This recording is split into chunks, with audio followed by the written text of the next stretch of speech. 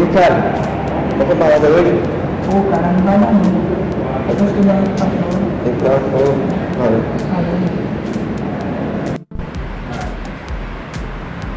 Já sei que eu vou chamar. E aí, cara, vamos na balada? Bora, fechou. Bora, vai. Passa 3.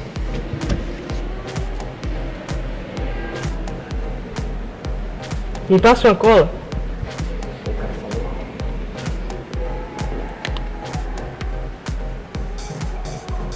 O que foi? Porque você tá assim? Tirei nota baixa na prova.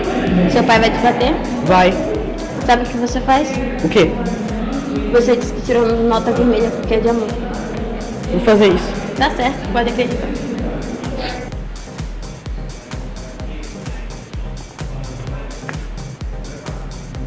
Ei, pai.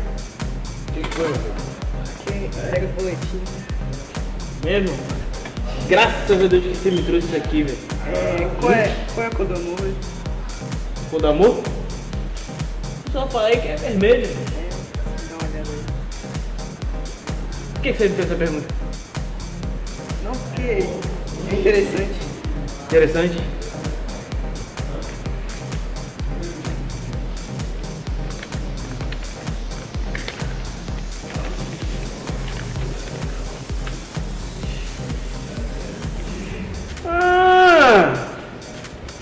Agora eu sei que vai ficar vermelho, rapaz.